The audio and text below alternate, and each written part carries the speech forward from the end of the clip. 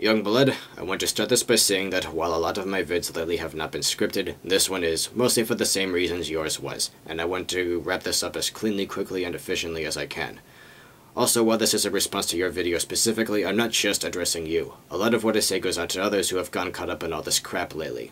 I really liked your latest video because you weren't prejudiced against BBC in particular and called out all parties for their little fuck-ups here and there. However, I have to disagree with your claim that the things BBC criticizes don't matter. Take it from me, I am not a PC gamer. I don't use my computer for games, I use it for making videos for YouTube and comics for my DA page. Lately, I've made a couple of exceptions with Amnesia the Dark Descent and Mega Man ZX for the sake of doing LPs of them. But other than that, all of my other games are on various consoles collected over the years.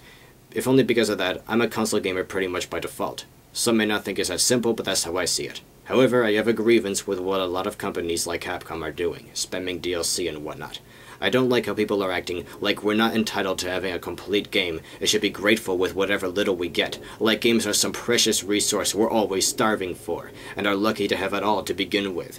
When I see gamers being cheated for so little, like a few extra characters they were deprived of upon first purchase, it really gets me feeling down or just pissed off to see people having such a passive attitude and acting like it's just not that big of a deal. Because in the long run, I think it is. I have no interest in fighting games and don't play them much.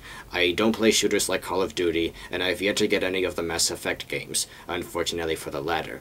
Even if I were to get the first two though, I'm not sure I'd get Mass Effect 3 because then I'd be telling BioWare and EA to keep doing what they're doing because it's okay.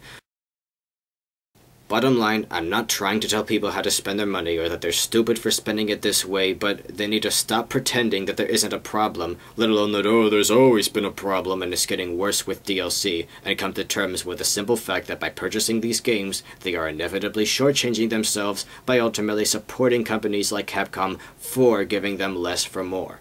I understand you guys think BBC is an arrogant bastard who goes about all this the wrong way, but I agree with pretty much everything he said about the matter. Not because I'm some mindless fanboy, but because I'd already be thinking these same thoughts without any influence from him because I think what the companies are doing is wrong. All that said, I do feel compelled to accept that PC gaming is better than console gaming, if only as an issue of practicality. There are just so many things that BBC has pointed out that makes PC gaming seem so much more practical and reasonable than console gaming. I understand you people are offended by the way he conducts himself on webcam, but as a person who plays on many consoles but refrains from supporting these corporate bastards and doesn't buy their games, I honestly don't understand why people are disagreeing with him, aside from them possibly being pissed off by the sight of him and letting that cloud their judgment. I think League Casual Gamer is in the wrong, and BBC did, in fact, own him.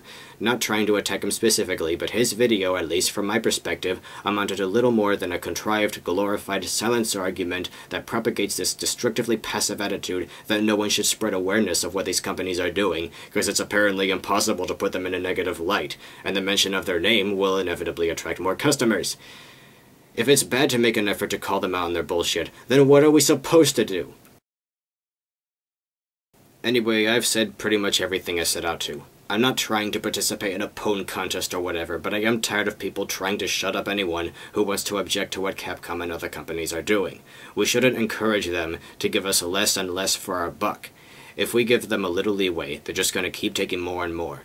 Who knows, maybe some years down the road, it may get to a point where you need to pay for each level of a game, or each character, or each weapon, or each ability separately. I know it's an extreme exaggeration, but there's a lot of things going on in the world right now that I would have casually shrugged off as unacceptable some years ago. So if gaming does eventually get to this point, because not enough people who weren't content with these cheap practices being implemented were allowed to have a voice, I don't think anyone is to claim to be surprised if they let it happen.